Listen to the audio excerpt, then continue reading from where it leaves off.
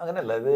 ഇപ്പം ഇതിന്റെ അമർ അക്ബർ ധോണിയുടെ സെക്കൻഡ് എന്നൊക്കെ പറഞ്ഞിട്ട് വരുന്നുണ്ടായിരുന്നു. അപ്പൊ നമുക്ക് ആഗ്രഹമുള്ളതാണ്. പക്ഷെ അത് സംഭവിക്കണമെങ്കിൽ പണ്ട് ആദ്യം സംഭവിച്ച പോലെ അല്ല ഇപ്പൊ. ഇത് ഇപ്പൊ ഇത്തിരി കൂടി ടഫാണ്. കാരണം എല്ലാവരും വളരെ ബിസി ആയിട്ടുള്ള ആർട്ടിസ്റ്റുകളും കാര്യങ്ങളൊക്കെ.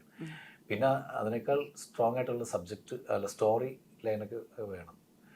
അപ്പൊ അത് ഒരു മല്ലിക ചേച്ചി തന്നെ ഒരു പ്രാവശ്യം എൻ്റെ അടുത്ത് വിളിച്ചിട്ട് പറഞ്ഞു, അമ്മ മോനെ നമുക്ക് അതൊന്ന് ഒന്ന് ആലോചിച്ചാലോ. അപ്പൊ ചേച്ചി ആലോചിച്ചു കഴിഞ്ഞാൽ പെട്ടെന്ന് നടക്കും. കാരണം രാജുവിന്റെ ഡേറ്റും കാര്യങ്ങളൊക്കെ. പിന്നെ നമ്മൾ ചേച്ചി നമുക്ക് ആഗ്രഹമുള്ളതാണ്, അത് നല്ലൊരു പ്ലോട്ട് വരട്ടെ, നല്ലൊരു സാധനം കിട്ടുകയാണെങ്കിൽ നമുക്ക് നോക്കാന്ന് പറഞ്ഞു. നമുക്കും ആഗ്രഹമുണ്ട്. കാരണം അത്ര അതിന്റെ സെക്കൻഡ് ചെയ്യാനായിട്ട് ഇനി ഏത് പടത്തിന്റെ സെക്കൻഡ് ചെയ്യണമെന്ന് കൊതി ഉണ്ടോന്ന് ചോദിച്ചു കഴിഞ്ഞാൽ ഫസ്റ്റ് പറയുന്ന ഉത്തരം ഞങ്ങളൊക്കെ അതിന്റെ സെക്കൻഡ് ചെയ്യാനാണ്.